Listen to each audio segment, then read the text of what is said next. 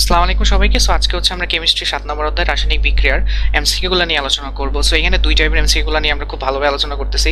এক কথা হচ্ছে এখানে পুরো বইয়ের টোটাল এমসিকিউ গুলোকে কালেক্ট করা হয়েছে একবারে মাত্র 33টা এমসিকিউর মধ্যে। মানে এই 33টা এমসিকিউ যদি তুমি ডিটেইলে করতে পারো, বাকি যে কোনো এমসিকিউ তুমি অ্যাপ্রোচ করতে পারবা। এন্ড এখানে দুই টাইপের এমসিকিউ আছে, যেটা হচ্ছে যেগুলোতে তুমি ভুল করবা প্লাস যেগুলো তোমার জন্য বেশি ইম্পর্টেন্ট। সো এই দুটো টাইপের এমসিকিউ আমি খুব ভালোভাবে এখানে দেখাই দিব। সো এখানে আমরা লিটারালি 6 থেকে 7টার মতো টাইপ করছি, মাত্র 33টা এমসিকিউ। সো আমরা চলো এখানে শুরু করি। আমাদের রাসায়নিক বিক্রিয়া যে যে বিষয়গুলো আছে ওই বিষয়গুলো থেকে আমাদের সিকোয়েন্সলি সবগুলোকে টাইপ করা হয়েছে। সো প্রথমে দেখো আমাদের রাসায়নিক বিক্রিয়া এগুলো নিয়ে তো এখন আর আমরা ডেপথে যাবো না, আমাদের এমসিকিউর জন্য যতটুকু দরকার প্লাস টেকনিক। সো বিক্রিয়া দেখো এখানে প্রথমে আছে রাসায়নিক বিক্রিয়ার আমাদের প্রকারভেদ। সো এই টপিক থেকে আমাদের 2 থেকে 3টা এমসিকিউ রাখা হয়েছে এখানে। তো বলছে যে প্রথম যে এমসিকিউটা, হেবার পদ্ধতিতে প্রতি মোল অ্যামোনিয়া উৎপন্ন করতে কত চাপ শক্তির প্রয়োজন হবে। আচ্ছা, এখানে ঝামেলা কোন জায়গায়? এখানে তোমরা অনেকেই ভুল করছো, অনেকে ভুল করবা। ধরো আমরা এই বিক্রিয়া তো দেখে আসছি যে হেবার পদ্ধতিতে হচ্ছে আমাদের হাইড্রোজেন আর 3 মোল নাইট্রোজেন বিক্রিয়া করে তোমার কি তৈরি করে, অ্যামোনিয়া তৈরি করে প্লাস 92 কিলোজুল তাপ তৈরি করে। এটা একটা তাপ উৎপাদী বিক্রিয়া, তাই না? সো এখানে হয়েছে কি যে তোমরা সবাই এখানে কত 92 জুল দাগে আসছো বা দাগে আসবে পরীক্ষায়, কারণ তোমরা 92 পড়ে আসছো। যারা পড়ছো তারা তো দাগাবে, আর যারা পড়ো নাই তারা তো আসলে দাগাইতে পারবে না, সিম্পল। বাট এখানে যেটা হয়েছে 92 জুল তুমি দাগাইলা, বাট আসলে তোমার অ্যান্সারটা কি হয়েছে? এখানে কি বলছে আমাকে দেখো তো। এখানে বলছে যে প্রতি মোল অ্যামোনিয়া তৈরি করতে, এখানে কয় মোল অ্যামোনিয়া তৈরি হয়েছে তোমার বলো? 2 মোল। আর এখানে হচ্ছে প্রতি মোল, মানে 1 মোলের হিসাব চাইছে তোমার। তাহলে 2 মোলে হচ্ছে তোমার 92 জুল লাগে, তাহলে 1 মোলে কত হবে বলো? 1 মোলে কত হবে? 92 ভাগ 2, তার মানে 46 কিলো জুল। তার মানে অ্যান্সার হবে 46। এখনো কাহিনী শেষ হয় নাই। এইখানে দেখো যে আমার কোয়েশ্চেনটা বলছে হেবার পদ্ধতিতে প্রতি মোল অ্যামোনিয়া উৎপন্ন করতে কত তাপশক্তির প্রয়োজন হয়। এখানে কিন্তু তোমার তাপশক্তি প্রয়োজন হয় না, এখানে কি হয়েছে? এখানে হচ্ছে উৎপন্ন হয়েছে, উৎপন্ন হয়েছে। সো একটা কথা চিন্তা করে দেখো যে যেখানে প্রয়োজন, মানে যেখানে তোমার লাগতো সেখানে তুমি পাইছো, তার মানে ব্যাপারটা কি নেগেটিভ না? মানে তুমি এখানে আমাদের এখানে হলো শক্তি আমার উৎপন্ন হয়, আর আমি বলতেছি শক্তি কতটুকু প্রয়োজন হবে, মানে আমাদের কতটুকু প্রয়োজন হবে আর এখানে আমাদের আছে কতটুকু উৎপন্ন হবে, দুইটা বিপরীত না? তাহলে আমি যদি বলতাম যে কতটুকু উৎপন্ন হবে, তখন তুমি দিতে হচ্ছে 92 জুল, বা 92 জুল তো দিতে না 2 মোলের জন্য, 1 মোলের জন্য কত দিতা? 46, ঠিক আছে? বাট এখানে বলছে আমাদের কি হয়েছে, প্রয়োজন হবে, যেহেতু উল্টা তাহলে কি হবে? -46। বোঝা গেছে? তাহলে অ্যান্সার এটা হবে না, অ্যান্সার এইটাও হবে না, ঠিক আছে? এটা তো হবেই না। তাহলে অ্যান্সার হবে কত? -46 কিলো জুল। তারপরে দেখো নিচের কোনটি তাপ উৎপাদী বিক্রিয়া। সো তোমার বইয়ের মধ্যে হচ্ছে এরকম 2 থেকে 3-4টার মতো বিক্রিয়া আছে যেগুলো তাপ উৎপাদী আর তাপারি, এই 2-3টা বিক্রিয়া তোমার একটু মনে রাখাই লাগবে, এমসিকিউতে প্রতিবারই আসে। এর মধ্যে আমি বলবো এই 2টা বিক্রিয়া অনেক বেশি ইম্পর্টেন্ট। সো এখানে বলছে নিচে কোনটা তাপ উৎপাদী বিক্রিয়া। সো আমরা একটু আগে দেখলাম যে এখানে আমাদের 92 কিলোজুল তাপ উৎপন্ন হয়, এটা তাপ উৎপাদী বিক্রিয়া। আর এখানে হচ্ছে তোমার 180 কিলোজুলের মতো তাপ লাগে, ঠিক আছে? সো এটা কি ধরনের বিক্রিয়া? এটা হচ্ছে তাপ উৎপাদী বিক্রিয়া। 92 জুল কখন লাগে? যখন আমাদের 2 মোল হয়। কত মোল হয়? এটা 2 মোল হয়। বুঝা গেছে? আচ্ছা, সো সেকেন্ডে আমরা যাই। আমাদের নেক্সট টপিক ঝারণ বিজারণ। এই টপিক থেকে এমন কোনো বছর নাই যে কোশ্চেন আসে না, এটা যে কোনো বোর্ডের জন্য যে কোনো সালে ইম্পর্টেন্ট, ঠিক আছে? তো এখান থেকে তুমি হয় সিকিউ থেকে 3 মার্কস থাকে, প্লাস এমসিকিউ তো তোমার থাকে। সো ঝারণ বিজারণ যে আমরা করবো, এইটার জন্য বেসিক্যালি হচ্ছে আমাদের 2-3টা জিনিস একটু মাথায় রাখা লাগবে। তোমরা আগে প্র্যাকটিস করছো, বাট তাও আমি বলে নিই। মনে রাখবা যে 1 নম্বর গ্রুপ আছে না, যে গ্রুপ 1 যেটা হলো তোমার ক্ষার ধাতু, গ্রুপ 2 গ্রুপ 1-এর সবগুলার হচ্ছে তোমার ঝারণ মান +1 করে, আর গ্রুপ 2-এর সবগুলার ঝারণ মান হচ্ছে +2। এই দুইটা মনে রাখো, এটা কি ঝারণ মান। এইটা মনে রাখলে আমাদের ভালোই কাজে আসবে। আরেকটা মনে রাখবে হচ্ছে আমাদের হ্যালোজেন। হ্যালোজেন কারা? হ্যালোজেন হচ্ছে আমাদের গ্রুপ 17। হ্যালোজেন হচ্ছে গ্রুপ 17। গ্রুপ 17 সবগুলো হচ্ছে -1 ঝারণ মান। এই দুইটা কথা আমাদের একটু মাথায় রাখলে বাকিগুলো আস্তে আস্তে দেখাই দিচ্ছে তোমাদের। সো এখানে দেখো বলছে OF2 আমাদের ও এর ঝারণ মান কত। এখন আমি ধরো আমাকে ওয়েটটা বের করতে বলছে, তার মানে ওয়েটটা আমি জানি না, তো আমরা দেখি এটা বের করে দেখি কত আসে। সো এটা বুঝাই যাচ্ছে যে আমি যদি এখানে ব্যালেন্স করি যে এফ এর হচ্ছে কত -1 না, -1, আর ওয়েটটা তাহলে কত হবে? এখানে টোটাল ঝারণ মান কত বলো? টোটাল ঝারণ মান হচ্ছে 0, কারণ এটার উপর কোনো পাওয়ার আছে? এটার উপর কিন্তু কোনো পাওয়ার নাই। সো তখন তুমি কি করতে পারো, যে ধরো অক্সিজেনটা ধরলাম কত এক্স, তাহলে এক্স প্লাস 2 ইন্টু -1, তাই না? যেহেতু ফ্লোরিনের হচ্ছে -1 করে, ফ্লোরিন হ্যালোজেনের মধ্যে পড়ছে না, ফ্লোরিন কার মধ্যে পড়ছে, হ্যালোজেনের মধ্যে পড়ছে, তাহলে x -2 equal to 0। So x equal to কত, +2, তাহলে অ্যান্সার কত আমাদের +2। বুঝা গেছে? এইভাবে আমি সবগুলো অ্যাপ্রোচ করতে পারবো, এখানে কোনো সমস্যা নাই। তারপর বলছে নিচের কোনটির ঝারণ সম্ভব। ঝারণ মানে কি? ঝারণ মানে ইলেকট্রন ত্যাগ। ঝারণ মানে কি? ইলেকট্রন ত্যাগ করা। আর বিজারণ মানে কি? ইলেকট্রন গ্রহণ করা। একটা যখন পড়বো আর একটা কানেক্ট করে নিব, যাতে আমার একটা এমসিকিউতে আরো 10টা এমসিকিউ বোঝা হয়ে যায়। সো কোনটির ঝারণ মান এখানে সম্ভব নয়। একটা কথা চিন্তা করে দেখো, যে আয়রন 2+, আয়রন কি আর দিতে পারে ইলেকট্রন? হ্যাঁ দিতে পারে। কারণ হচ্ছে ও আরো একটা ইলেকট্রন দিয়ে তোমার হচ্ছে কত, আয়রন 3+ কনভার্ট হইতে পারে। কিভাবে? যে তোমার যে আয়রনটা আছে, এই আয়রনটা হচ্ছে আয়রন যে 2+, ও আরেকটা ইলেকট্রন দিয়ে আয়রন 3+ কনভার্ট হইতে পারে, কারণ ওর যোজনী 2 আর 3। এইটা পারে না, এইটা পারবে না। কপারের হচ্ছে যোজনী হচ্ছে কত, 1, এমন হচ্ছে 2, তাহলে এইটাও পারবে। কোনটা? এটাও পারবে। অ্যাসেন টিনের হচ্ছে কত, তোমার টিনের হচ্ছে 2 আর 4, এটাও পারবে। এটা আরো 2টা ইলেকট্রন ত্যাগ করতে পারবে, এটা আরো একটা পারবে, এটাও পারবে, বাট পারবে না কোনটা, এটা। তাহলে কোনটার ঝারণ সম্ভব নয়? অ্যান্সার হচ্ছে আয়রন 3+। সো মোটামুটি তুমি যদি এটা রিভিশন করো, তো দেখা গেছে তুমি পড়তেছো একটা, বাট বাকি 3টা রিভিশন করার কারণে তোমার কিন্তু একটা প্রপারলি ভালো রিভিশন হয়ে যাচ্ছে। ওকে, সো তারপরে দেখো আমাদের অ্যাজ ইউজুয়াল আগের কোশ্চেনই আমাদের যে ঝারণ মান সো এখানে দেখো আমাকে বলছে কোনটি বিজারক পদার্থ। মনে রাখবা উল্টা হবে, হ্যাঁ। সো বিজারক মানে কি? ঝারণ যার হয়, যার ঝারণ হয়েছে সেই হচ্ছে কি, যার ঝারণ হয়েছে সেটাই হচ্ছে বিজারক। তাহলে কার জারণ হইছে বা কার জারণ হইতে পারে? এখন দেখো ম্যাগনেসিয়াম, এটা জারণ হইতে পারে না, ম্যাগনেসিয়াম ইলেকট্রন ত্যাগ করতে পারে না। এটার ম্যাক্সিমাম হচ্ছে 2, এটা আর ইলেকট্রন ত্যাগ করতে পারবে না। কপারের ম্যাক্সিমাম 2, এটা ইলেকট্রন ত্যাগ করতে পারবে না। এটার হচ্ছে 2 আর 3, তার মানে ইলেকট্রন ত্যাগ করতে পারবে। কি করবে? আমরা একটু আগে দেখছি যে সিমিলার, যে ও হচ্ছে চাইলে একটা ইলেকট্রন ত্যাগ করে আমাদের Fe3+ কনভার্ট হতে পারে। তাহলে অ্যান্সার কোনটা? এইটা। KMnO4 এ ম্যাঙ্গানিজের ঝারণ মান কত? সিমিলারলি আমরা অ্যাপ্রোচ করবো, আমরা ধরি ম্যাঙ্গানিজেরটা কত, x। আচ্ছা, তাহলে পটাশিয়াম গ্রুপ কয় নাম্বারের মধ্যে পড়ছে? 1 নাম্বার গ্রুপ। তাহলে কত হবে? +1। ম্যাগনেসিয়াম হচ্ছে x, আর অক্সিজেন হচ্ছে -2 ইন্টু 4, আর টোটাল কত? পুরাটার উপর পাওয়ার কত? কিছু নাই, তার মানে 0। পুরা যৌগের উপর পাওয়ার কত? কিছু নাই, মানে 0। সো এখানে আমরা বলতে পারি x -8 +1 = 0। So finally x equal to কত? -7 থাকে, ওই পাশে গেলে কত হবে? +7। অ্যান্সার কোনটা হবে? +7। আমরা এখানে যতগুলো জার্ন পিজনে প্র্যাকটিস রাখছি, ওইগুলো যদি তুমি প্র্যাকটিস করে যাও, এখানে আশা করি আর কোনো সমস্যা তোমার হবে না। ওকে, সো তারপরে আমাদের এখানে আছে যে সিমিলারলি যে H2SO4 এর সালফারের ঝারণ মান কত। তো আমি সালফারটা করব, সালফারটা ধরি x সিমিলারলি।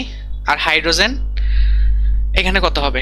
হাইড্রোজেন এখানে অধাতুর সাথে আছে, মনে রাখবা হাইড্রোজেন যদি অধাতুর সাথে থাকে তাহলে সবসময় +1 হবে, আর যদি ধাতুর সাথে থাকে তাহলে -1 হবে। তাহলে এখানে দেখো, তাহলে আমরা কত লিখবো, যে 2 × +1, সালফার হচ্ছে কত, x + 4 × -2 = 0। ঠিক আছে, আমাদের হাইড্রোজেন আছে 2টা, সালফার একটা আছে, আর অক্সিজেন আছে 4টা। সো আমাদের 2 + x - 8 = 0। তো ফাইনালি আমরা x এর মান কত পাইলাম? -6 মানে +6। তাহলে সালফারের ঝারণ মান কত হবে? +6। ওকে, পটাশিয়াম কার্বনেটের যৌগে কার্বনের ঝারণ মান কত? তাহলে পটাশিয়াম কার্বনেটটা দেখতে কেমন আমাদের? K2CO3, potassium carbonate. ওকে, সো আমি কার্বনের ঝারণ মান চাইছি, তাহলে আমি কার্বনেট ধরলাম x, তাহলে কত হবে বলো তো? 2 × +1, কার +1? পটাশিয়াম 1 নম্বর গ্রুপে অবস্থান করতেছে। কার্বনের হচ্ছে x, অক্সিজেন হচ্ছে কত? 3 × -2, টোটাল কত? 0। সো এখানে আমরা কত পেলাম? +2 + x - 6 = 0। সো ফাইনালি x এর মান পাওয়া যায় কত? +4, কারণ এখানে যদি তুমি দুটো সামেশন করো -4 থাকে, বেশি গেলে +4। ওকে, সো মোটামুটি আমাদের একটু যৌগগুলো লিখতে পারতে হবে, বুঝছো? সো এটা তো তোমাদের ফাইনাল রিভিশন, আশা করি তোমরা এগুলো পারো। আচ্ছা, সো তারপরে আমাদের আছে যে KO2 এ অক্সিজেনের ঝারণ মান কত। আচ্ছা, অক্সিজেনের যেহেতু ঝাড়ন মান আসছে, আমরা অক্সিজেন সম্পর্কে একটু পড়ে নিই। হ্যাঁ, সো অক্সিজেনের ঝাড়ন মান অনেকগুলো হইতে পারে।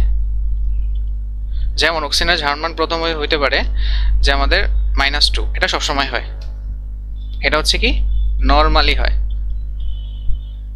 নর্মালি অক্সিজেনের এটা। আবার -1 হইতে পারে। এক্সাম্পল কি, আমরা যদি বলি যে ধরো H2 আর এটা হচ্ছে O2, ঠিক আছে, K2O2। এখানে দেখো তোমার হাইড্রোজেনের যদি মানে নর্মালি কি হওয়ার কথা, অক্সিজেন হাইড্রোজেনের 2 দিত, বাট হাইড্রোজেন কি হইতো, অক্সিজেনের 1 দিত, এরকম হইতো না। বাট এটা H2O2, তার মানে দুইটারই কি, এটা বোঝাচ্ছে হাইড্রোজেন আর অক্সিজেনের তোমার ঝাড়ন মান সেম। তাহলে হাইড্রোজেনের এমন অবভিয়াসলি বিপরীত হইতে হবে, কারণ টোটাল তোমার 0 হইতে হবে, তাই না, যেহেতু দুইটা সমান। সো হাইড্রোজেনের যদি +1 হয় তাহলে অক্সিজেনের কত হবে, -1। সিমিলারলি পটাশিয়ামেরটাও আমি বলতে পারি। সো এই দুটো উদাহরণ তোমরা একটু মাথায় রাখবে। যদি মাথায় রাখতে পারো তাহলে এই দুটো উদাহরণ দেখলেই বুঝতে পারবে যে এখানে মোটামুটি আমাদের -1 আসে। আবার ক্যালকুলেট করেও তো তুমি বের করতে পারো। আর এটা ধরো -1/2, ঠিক আছে, এটাকে বলা হচ্ছে পারক্সাইড।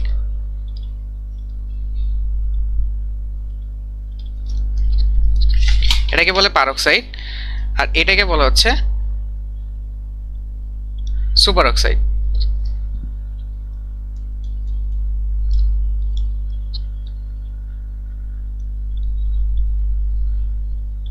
এটা হচ্ছে আমাদের সুপার অক্সাইড।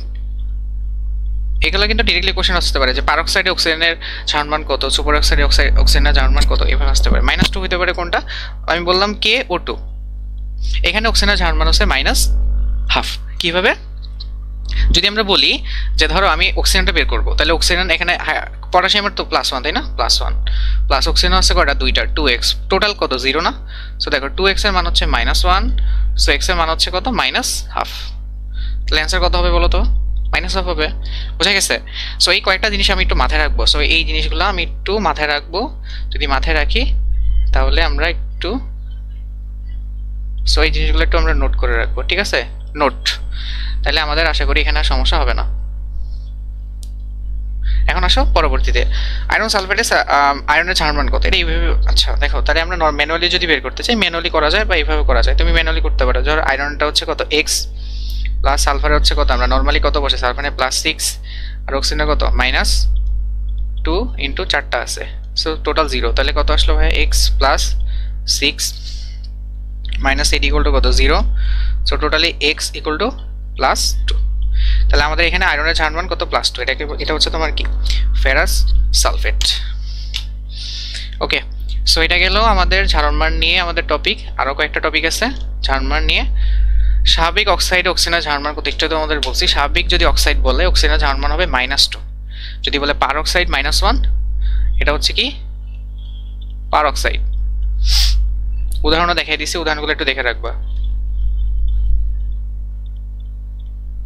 এটা হচ্ছে সুপার অক্সাইড। সো তারপরে এখানে বলা আছে যে লিথিয়াম অ্যালুমিনিয়াম হাইড্রোজেনের ঝাড়ন মান কত। মনে রাখবা হাইড্রোজেনের দুইটা ঝাড়ন মান হয়, +1 ধাতুর সাথে, অধাতুর সাথে হয় +1, -1 হচ্ছে কি ধাতুর সাথে। এই দুইটা কথা আমাদের একটু মাথায় রাখাই লাগবে। যখন তুমি অধাতুর সাথে হাইড্রোজেন দেখবা তখন হচ্ছে তার নর্মালি সেটা +1 হবে, আর ধাতুর সাথে থাকলে -1 হবে। এক্সাম্পল যদি আমরা এখানে বলি যে ধরো কি কি এক্সাম্পল দেওয়া যায় আমাদের, যে ধরো আমরা যদি এক্সাম্পল বলি, যেমন অধাতুর সাথে ধরো HCl, তাহলে এখানে কত, এটা হচ্ছে -1, এটা হচ্ছে +1। তারপরে বললাম HBr, সো বিআর এগুলা, ক্লোরিন, বিআর এগুলা তো তোমার হ্যালোজেন, সবগুলা -1 হবে, এটা হচ্ছে +1। তাহলে টোটাল কত আসে, 0 আসে। বাট ধাতুর সাথে দেখো এখানে তোমার লিথিয়ামও কি, লিথিয়াম হচ্ছে কি ধাতু, অ্যালুমিনিয়াম হচ্ছে কি ধাতু। সুতরাং এই হাইড্রোজেনের কত হবে, -1 হবে। বা তুমি ক্যালকুলেট করেও নিতে পারো। কিভাবে, লিথিয়ামের হচ্ছে কত, লিথিয়ামের হচ্ছে তোমার +1, হাইড্রোজেনের অ্যালুমিনিয়াম হচ্ছে কত, +3, আর এখানে কয়টা আছে, 4টা হাইড্রোজেন আছে, টোটাল 0। সো আলটিমেটলি এক্স এর মান কত পাওয়া যায় ভাইয়া, -1 পাওয়া যায়। তাহলে অ্যান্সার কোনটা এখানে, -1। বুঝা গেছে। সো এই জিনিসটা আমরা একটু মাথায় রাখবো, ঠিক আছে।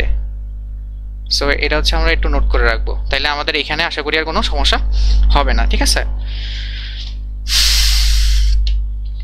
ওকে, সো তারপরে হচ্ছে আমরা নেক্সট ইয়েতে যাই। আমাদের HClO4 এর Cl এর জার্মান সিমিলার টাইপের ম্যাথ। সো আমরা এখান থেকে ট্রাই করি। এখানে Cl বের করতে বলছে, হাইড্রোজেনের হচ্ছে কত, হাইড্রোজেন হচ্ছে +1, ক্লোরিন হচ্ছে আমাদের x, আর অক্সিজেন হচ্ছে আমাদের কত -2 × 4, টোটাল কত 0। সো আলটিমেটলি দেখো কত আসে আমাদের +1 x আর টোটাল কত -8, টোটাল কত 0। সো x এর মানটা কত আসে দেখো তো, -7 মানে হলো +7, ক্লোরিনের জার্মানটা তাহলে কত, হ্যাঁ +7। ওকে, সিমিলারলি আছে যে হাইড্রোজেন থায়োসালফেট এই সালফারের জার্মান কত। সো এইগুলোর ক্ষেত্রে সালফারে +6 হয়, প্র্যাকটিস করতে করতে তোমরা বুঝে যাবে, বাট আমরা ম্যানুয়ালি করি এটা। হ্যাঁ, তো সালফারের ধরলাম কত, সালফারের ধরলাম x, তাহলে কত আসে, হ্যাঁ অক্সিজেন হাইড্রোজেনের হচ্ছে +1। দেখো হাইড্রোজেন এখানে করে এই সালফার অধাতু, অক্সিজেন অধাতু দুইটার সাথে আছে, সো হাইড্রোজেনের কত হবে +1 হবে, এইটা বললাম। হাইড্রোজেন যদি তোমার অধাতুর সাথে থাকে +1 আর ধাতুর সাথে থাকলে -1।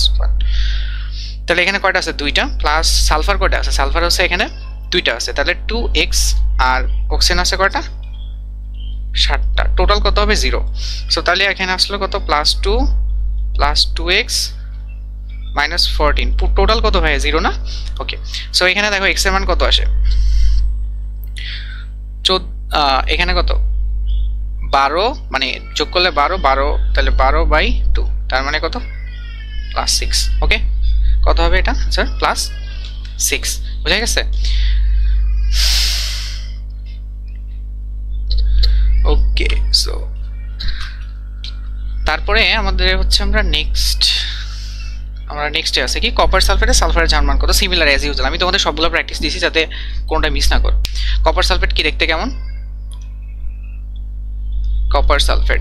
ওকে, তাহলে আমরা কপারের হচ্ছে কত, এখানে কপারের +2 ইউজ হয়েছে, দেখতেই বোঝা যাচ্ছে, কারণ সালফেটার হচ্ছে তোমরা যারা যৌগমূলক ভালোভাবে বুঝো তারা তো বুঝো, সালফেটার হচ্ছে -2 আর এটা +2 হয়েছে, দিকে টোটাল তোমার 0 হয়েছে। হ্যাঁ, +2, সালফারের হচ্ছে কত x প্লাস আমাদের -2 × 4, এই সকল ক্ষেত্রে সবগুলোই তোমার +6 হয়ে যায়, তুমি করতে করতে এগুলো বুঝে যাবা।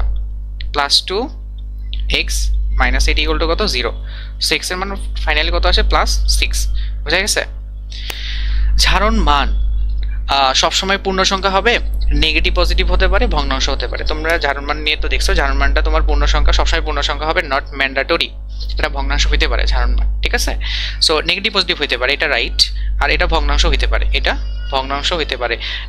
এইগুলাই হচ্ছে তোমার ঝারণ আর যোজনীর মধ্যে, ঝারণ মান আর যোজনীর মধ্যে বেসিক্যালি তোমার পার্থক্য। হ্যাঁ, ঝারণ মান 2.5 এগুলো, বা ধরো যে 1.5 এরকম হইতে পারে। ওকে, তাহলে এখানে আমাদের অ্যান্সার হবে কত, 2 আর 3। ঝারণ মান সবসময় পূর্ণ সংখ্যা হবে, দ্যাট নট ম্যান্ডেটরি, এটা বাধ্যতামূলক নয়। ওকে, সো তারপরে দেখো আমাদের এই টপিকটা, হ্যাঁ এই টপিকটা শেষ। এখন হচ্ছে আমাদের ঝারণ বিজারণ বিক্রিয়া, খুবই ইম্পর্টেন্ট। আমি যদি বলি এই দুটো টাইপ এখানে সবচেয়ে বেশি ইম্পর্টেন্ট, একটা ঝারণ মান, একটা ঝারণ বিজারণ বিক্রিয়া থেকে কোশ্চেন থাকে, রেডক্স আর নন রেডক্স। তো এখানে বলছে যে কোনটি ঝারিত হয়েছে, ঝারিত হওয়া মানে কি, আমাকে বলছে যে ক্যালসিয়াম ও ক্লোরিন বিক্রিয়া করে ক্যালসিয়াম ক্লোরাইড তৈরি করছে, বিক্রিয়ায় কোনটি ঝারিত হয়েছে। ঝারিত মানে হচ্ছে ইলেকট্রন ত্যাগ, ইলেকট্রন ত্যাগ, কে ইলেকট্রন ত্যাগ করছে বলো তো। এখানে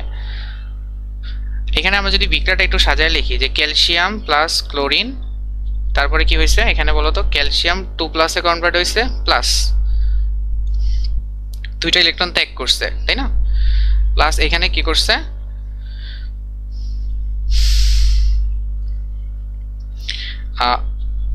সাজাই লিখি আমরা। ওকে, এটা কে করছে আমাদের, এখানে দুইটা জিনিস হয়েছে এখানে। সো আমরা একটা, ওকে, সো ক্যালসিয়াম এখানে কি করছে, ক্যালসিয়াম হচ্ছে আমাদের এরকম ভাবে দুইটা ইলেকট্রন ত্যাগ করছে, আর যে ক্লোরিন আছে, ক্লোরিন হচ্ছে দুইটা ইলেকট্রন গ্রহণ করছে, দুইটা ক্লোরিন। সো গ্রহণ করে, বা আমরা দুইটা গ্রহণ করে হচ্ছে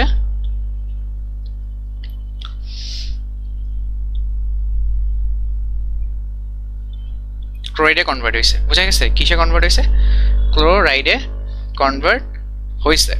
ওকে, তো এখানে ইলেকট্রন কে ত্যাগ করছে বলো তো, অবভিয়াসলি ক্যালসিয়াম, তাহলে অ্যান্সার কি হবে, ক্যালসিয়াম। ঝারিত হওয়া মানে ইলেকট্রন ত্যাগ করা। ম্যাগনেসিয়াম অক্সিজেনের বিক্রিয়াটা কি ধরনের বিক্রিয়া, খুবই ইম্পর্টেন্ট একটা বিক্রিয়া। দেখো আমি এখানে, আচ্ছা ঝারণ বিজারণ বিক্রিয়া হচ্ছে তোমার বেসিক্যালি 4 ধরনের। আমি একটু যদি বলি, ঝারণ বিজারণ বিক্রিয়া হচ্ছে ঝারণ, আর হচ্ছে বিজারণ বিক্রিয়াটা হচ্ছে তোমার 4 ধরনের।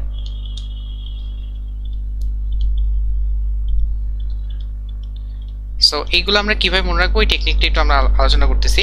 সো 1 নম্বর হচ্ছে আমাদের সংযোজন, সংযোজন মানে কি? যখন দেখবা দুইটা অ্যাড হয়ে একটা তৈরি করে, ঠিক আছে? এটা হচ্ছে বিয়োজন। বিয়োজন মানে কি? যে বিয়োজন মানে হচ্ছে একটা থেকে তোমার দুই তিনটা হইছে। আরেকটা হচ্ছে যে আমাদের প্রতিস্থাপন, সরি, আরেকটা হচ্ছে হ্যাঁ প্রতিস্থাপন, আর লাস্ট হচ্ছে আমাদের দহন। এখন কথা হচ্ছে এই বিক্রিয়াগুলো আমরা কিভাবে মনে রাখবো? এখানে এমসিকিউ তো তোমার তো সংজ্ঞা না যে তোমার একেবারে ডিটেলসে মনে রাখা লাগবে, তুমি যদি শর্টকাটে মনে রাখতে পারো দ্যাটস এনাফ ফর। সো এখানে সংযোজন মানে হচ্ছে আমাদের কি হয়, সংযোজন মানে হচ্ছে যোগ হয়, এটা হচ্ছে কি বিয়োজিত হয়। কোন একটা কিছু যখন দেখবে বিয়োজিত হয়ে দুইটা তিনটাতে হচ্ছে তখন। প্রতিস্থাপন মানে হচ্ছে কি অধিক সক্রিয় মৌল প্রতিস্থাপিত হয়,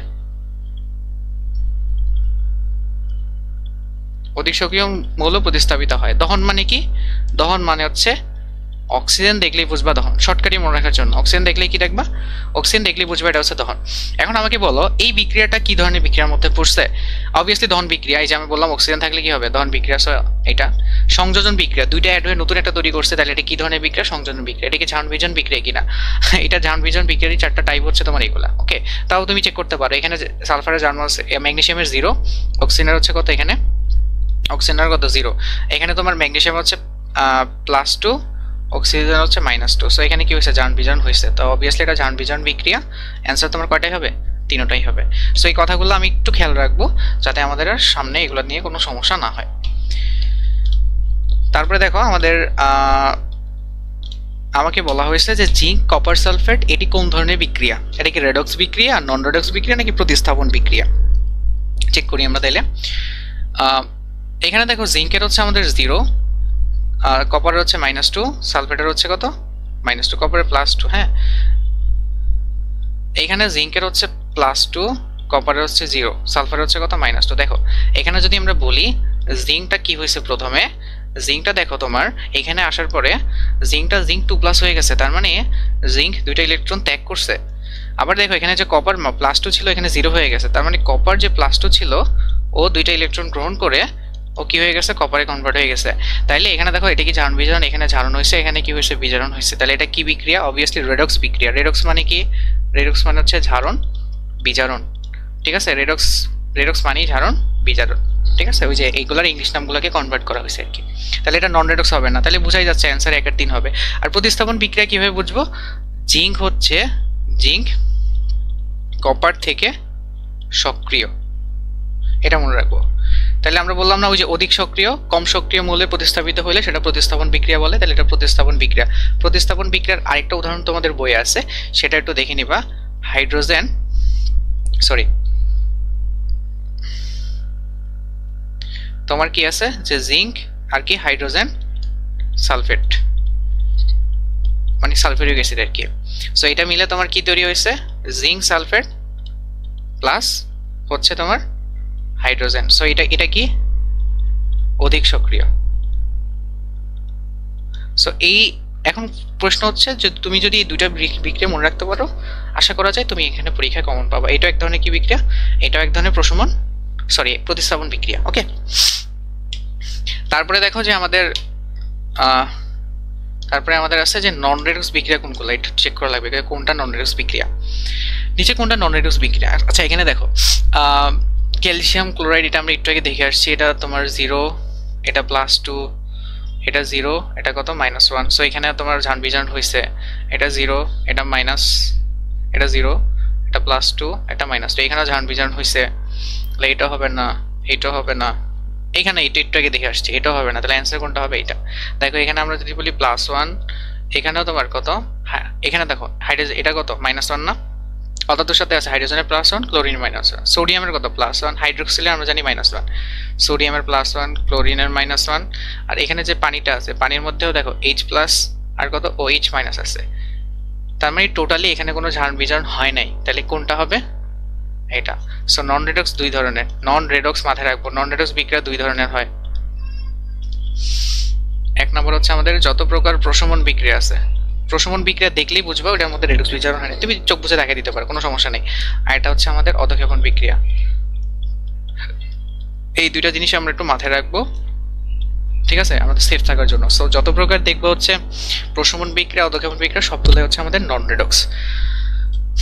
দর্শক আয়ন থেকে তোমার প্রতি বছরই কোশ্চেন থাকে। দর্শক আয়ন হচ্ছে কি, আমি যদি বলি, ধরো যে একটা স্টেডিয়ামে অনেক মানুষ আছে, বাট দের যে দুইটা ডিফারেন্স আছে, কেউ হচ্ছে খেলোয়াড় এখানে, কেউ হচ্ছে দর্শক। দর্শক হচ্ছে এখানে তোমার রিয়াকশনে ও জাস্ট মানে এই পুরো প্রসেসটা ও জাস্ট অ্যাটেন্ড করে, ঠিক আছে। আর যারা খেলোয়াড় ওরাই কিন্তু মেইন খেলাটা খেলে, মানে মেইন গেমটা ওরাই খেলে। দর্শকগুলো হচ্ছে জাস্ট ওদের মতো অবস্থান করতেছে, ওদের কোনো ভূমিকা, ওরা জাস্ট কন্ট্রিবিউট করতেছে। আবার যদি তুমি চিন্তা করো যে খেলা দর্শক ছাড়া, ওটা কিন্তু তাহলে খেলা জমবে না, বাট খেলাটা আসলে জনপ্রিয়তাও পাবে না। সো দর্শকও লাগবে, খেলোয়াড়ও লাগবে, বাট মেইন কাজটা করবে খেলোয়াড়রা, দর্শকরা জাস্ট ওদের মতো বসে থাকবে। ব্যাপারটা বুঝছো? সো এখানে দর্শক আইনগুলো কি, রিয়াকশনে ওদের মতো বসে থাকবে, আর বাকিগুলো হচ্ছে মেইন কাজ করবে। বুঝে গেছে? একটা মনে রাখবা যে এখানে দেখো, তাহলে এখানে আসছে যে আমাদের HCl আর পটাশিয়াম হাইড্রোক্সাইড তোমার বিক্রিয়া করে KCl প্লাস হচ্ছে পানি, তার মানে অ্যাসিড ক্ষার বিক্রিয়া করে লবণ পানি তৈরি করছে। এইখানে মনে রাখবা যে অ্যাসিড ক্ষার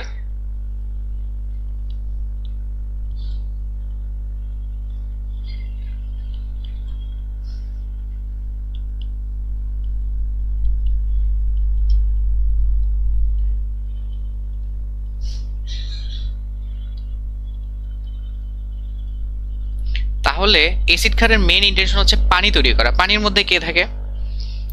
H প্লাস আর OH মাইনাস, এটা হচ্ছে আমাদের মেইন।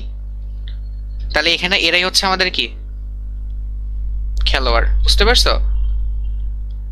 অ্যাসিড ক্ষারের যে বিক্রিয়াটা আছে, এই বিক্রিয়াতে মেইন খেলোয়াড় হচ্ছে তোমার পানি। পানি ভাঙলে আমরা H প্লাস OH মাইনাস পাই, আর বাকি যারা আছে ওরা হচ্ছে অ্যাটেন্ড করে বিক্রিয়ায়, মানে জাস্ট বসে থাকে দর্শকের মতো। বুঝতে পারছো? তাহলে কে কে কে থাকে আর কে কে থাকে?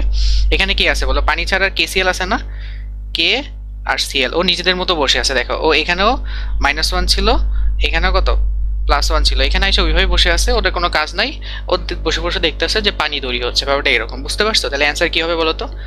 কারণ অ্যাসিড ক্ষারের মেইন ইন্টেনশন হচ্ছে তোমার পানি তৈরি করা, এটা সবসময় মাথায় রাখবো। তো এখানে আমাদের কি হবে? K প্লাস আর Cl মাইনাস, এটা হচ্ছে আমাদের এখানে দর্শক।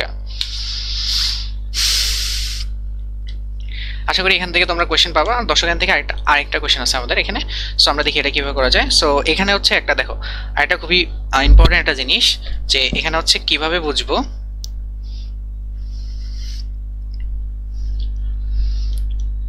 Aqueous aqueous aqueous solid অধঃক্ষেপণ। এটা কেন লিখলাম? তোমরা ধরো তোমার কাছে টাইম নাই, কালকে তোমার পরীক্ষা, অধঃক্ষেপণ বিক্রিয়া থেকে আসলে তুমি আসলে চিনবা না, তখন কিভাবে বুঝবো অধঃক্ষেপণ বিক্রিয়া? দেখবা অধঃক্ষেপণ বিক্রিয়ার মেইন বৈশিষ্ট্য হচ্ছে ওরা হচ্ছে জলীয় দ্রবণে বিয়োজন করে, মানে জলীয় দ্রবণে বিক্রিয়া করে উৎপাদের মধ্যে যে কোনো একটা সলিড হবে, আর এটা তোমার কি হবে? জলীয় দ্রবণ হবে। একুয়াস মানে কি? জলীয় দ্রবণ। ওরা কি জলীয় দ্রবণে ছিল, বিক্রিয়া করার পরে যে কোনো একটা কি হয়ে গেছে তোমার উৎপাদে কনভার্ট হয়েছে। কিসে কনভার্ট হয়েছে? মানে যে কোনো একটা হচ্ছে সলিডে কনভার্ট হয়েছে। এই যে এটা হচ্ছে সলিড, এই যে এটা হচ্ছে সলিড, আর এটা হচ্ছে কি একুয়াসে কনভার্ট হয়েছে। তার যে কোনো একটা যখন দেখবা দুইটা একুয়াস মিলে নতুনভাবে একটা একুয়াস আর একটা সলিড তৈরি করতেছে, তখনই অধঃক্ষেপণ বিক্রিয়া। সবসময় সলিড খুঁজবা। তাহলে এখানে সুবিধা হবে কি, তুমি বিক্রিয়াটা যদি অ্যাটলিস্ট মুখস্থ মনে নাও থাকে, তুমি কিন্তু দেখে বুঝতে পারবা যে এটা কি পড়ছে, এটা অধঃক্ষেপণ বিক্রিয়ার মধ্যে পড়ছে।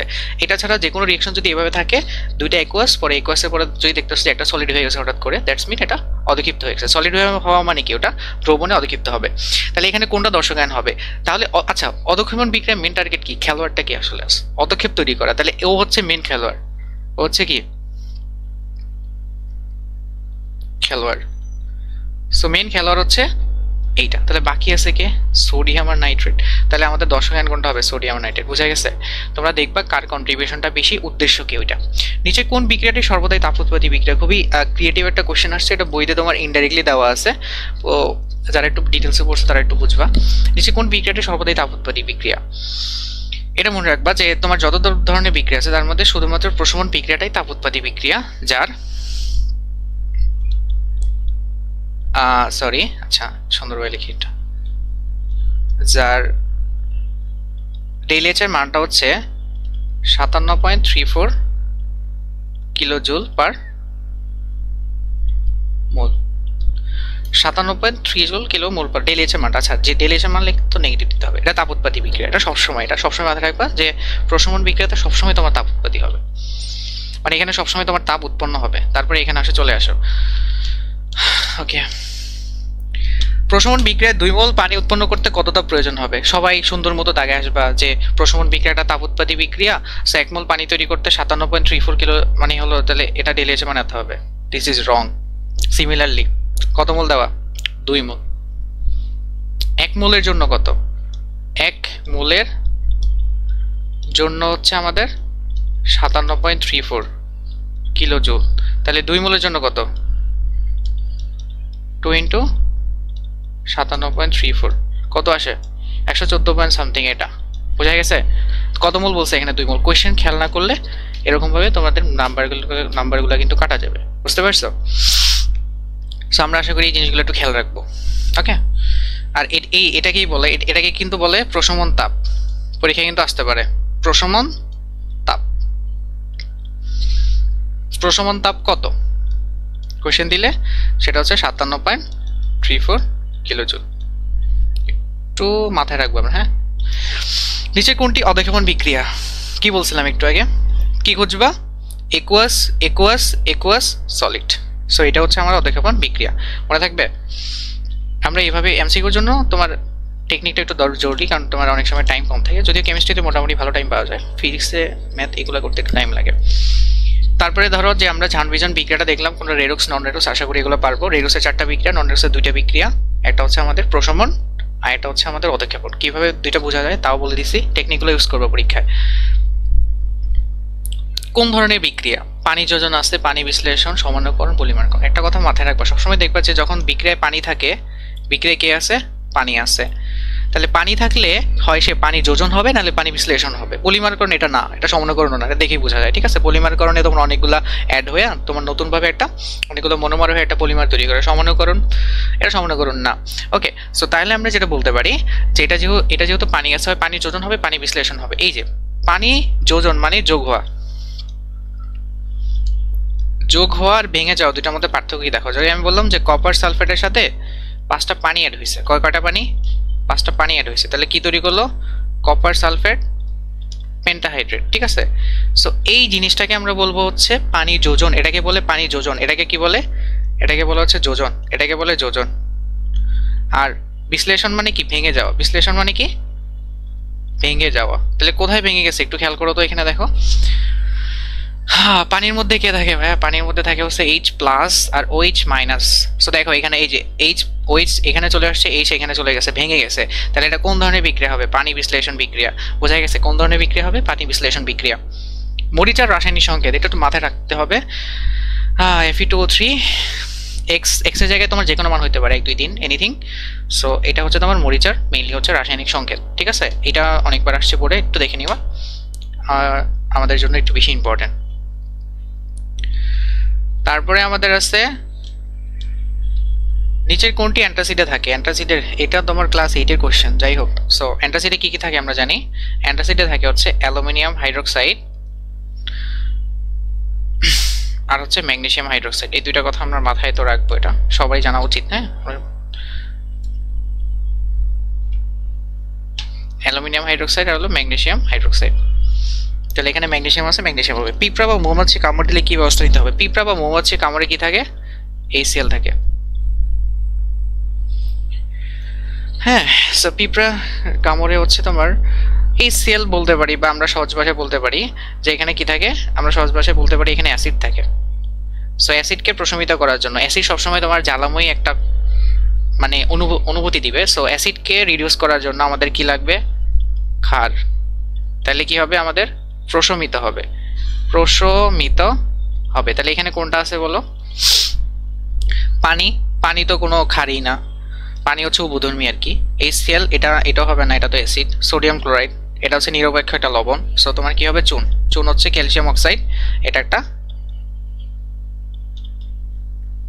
ক্ষারক। তাহলে এটা দিয়ে আমরা ইজিলি কাজ চালিয়ে নিতে পারবো।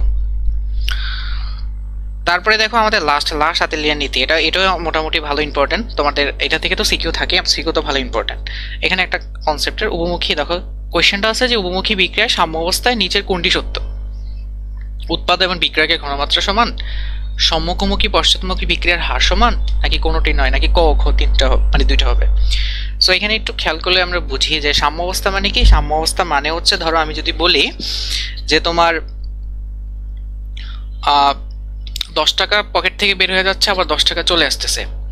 ব্যাপারটা এরকম যে তোমার থেকে 10 টাকা বের হয়ে যাচ্ছে, আবার 10 টাকা চলে আসতেছে, তাহলে কি হবে? ব্যালেন্স থাকবে না। এটা হচ্ছে আমাদের মেইনলি সাম্য অবস্থা।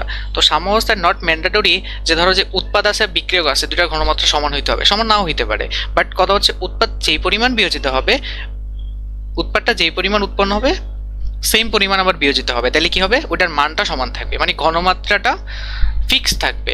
দুইটার ঘনমাত্রা ফিক্স থাকবে, ধরো একটার ঘনমাত্রা হচ্ছে 10 আর একটার ঘনমাত্রা হচ্ছে 20, এটা আজীবন ফিক্স থাকবে সাম্য অবস্থায়, বুঝতে পারতেছো? বাট এটা কখনো চেঞ্জ হবে না। তার মানে কেন চেঞ্জ হচ্ছে না? এটা যে পরিমাণ ভাঙতেছে, ধরো এটা যে পরিমাণ ভাঙতেছে আবার ওই পরিমাণই ঘুরতেছে, এটাও যে পরিমাণ ভাঙতেছে ওই পরিমাণই আবার ঘুরতেছে, এই কারণে চেঞ্জ হবে না। সো ঘনমাত্রা সমান হবে কথাটা একবারই ভুল, হ্যাঁ।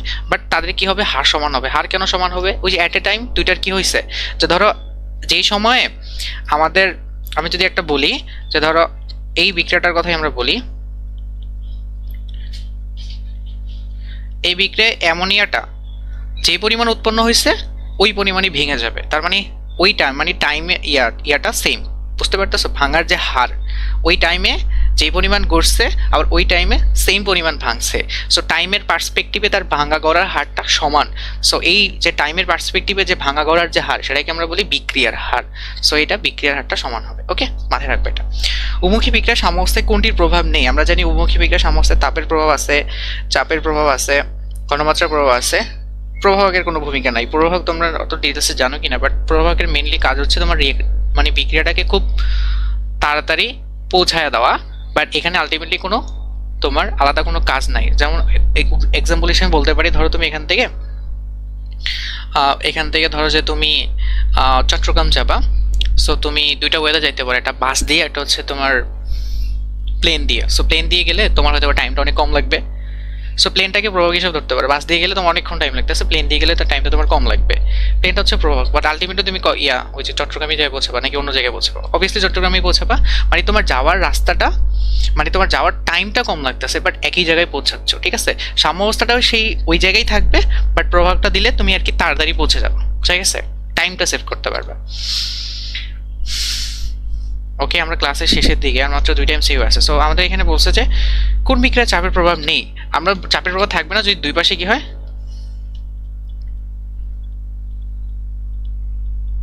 যদি দুই দিকে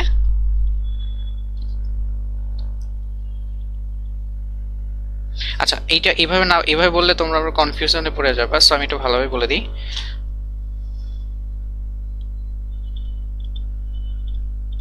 যদি তোমার বিক্রিয়কের মানে মোট মোল সংখ্যা ইকুয়াল টু উৎপাদের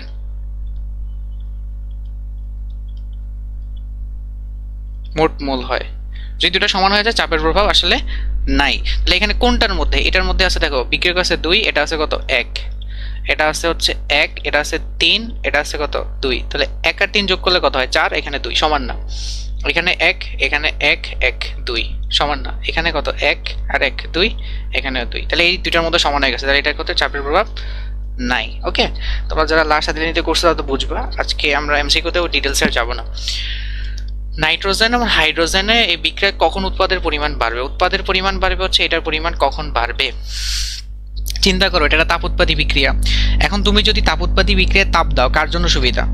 ওর তাপ লাগে। দেখো এই বিক্রিয়াটা, আমি যদি বলি এই বিক্রিয়াটা হচ্ছে সম্মুখমুখী, তাই না?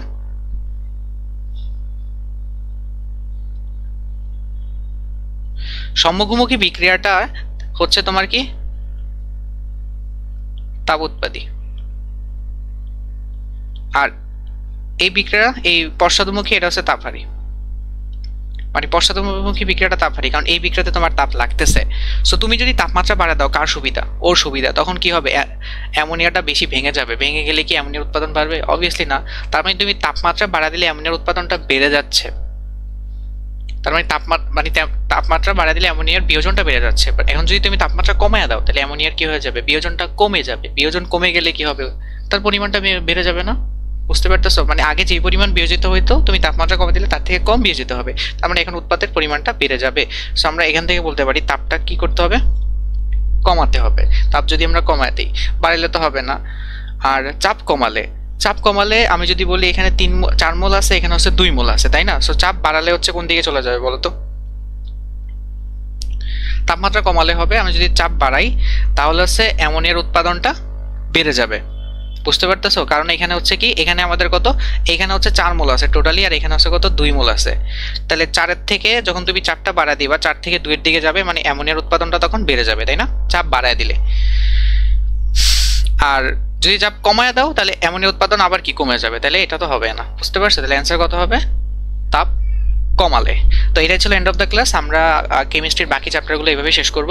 এখানে আমাদের 2টা কাজ হবে, ইম্পর্টেন্ট জিনিসগুলো আমাদের করা হয়ে যাবে, প্লাস কোন কোন জায়গায় ভুল করতে পারো ওই ভুল জিনিসগুলোকে আমরা একটু তুলে ধরবো যাতে সামনে ভুল না হয়। সো আশা করি ক্লাসটা তোমাদের কাছে খুবই ভালো লাগছে। আমাদের নেক্সট ক্লাসে তোমাদের সাথে আবার দেখা হবে, ঠিক আছে?